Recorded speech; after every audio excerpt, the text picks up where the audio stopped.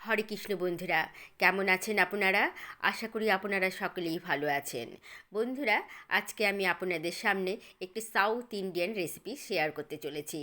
এটি একটি সাম্বার ডাল। এই ডালটি তৈরি করতে বিশেষত অড়হর ডাল লাগে। তো অড়হর ডালটাকে আমি প্রথমে ভেজে নিয়েছি, তারপরে ধুয়ে একটু আধা ঘন্টা ভিজিয়ে রেখেছিলাম। এখন ডালটিকে আমি একটু নুন দিয়ে প্রেসারে 4টের মতো সিটি দিয়ে দেবো।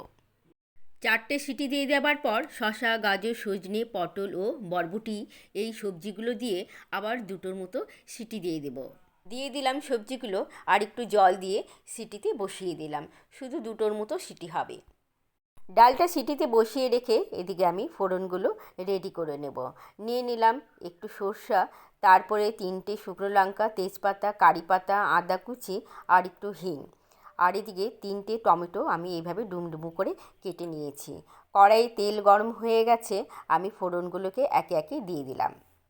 একে একে সব ফোড়নগুলো দিয়ে দেওয়ার পর আমি এরপর দিয়ে দিব টমেটোটা দিয়ে দিলাম। টমেটোটা একটু নেড়ে চেড়ে দিয়ে আমি এর মধ্যে দিয়ে দেব আন্দাজ মতো নুন আর হলুদ।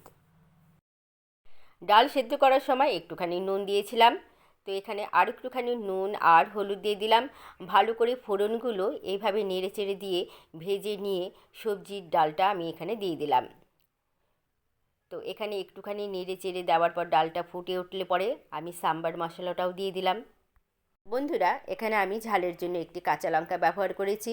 ভিডিওতে সেটি স্কিপ হয়ে গেছে, মাপ করবেন।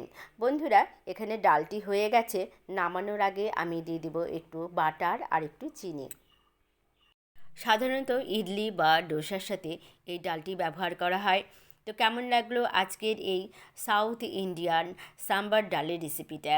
ভালো লাগলে একটি লাইক ও কমেন্ট করবেন, আর আমার চ্যানেলটিকে সাবস্ক্রাইব করে আমার পাশে থাকবেন। আবার চলে আসবো রান্নার কোনো নতুন একটি রেসিপি নিয়ে। ভালো থাকবেন আপনারা সবাই। রাধে রাধে।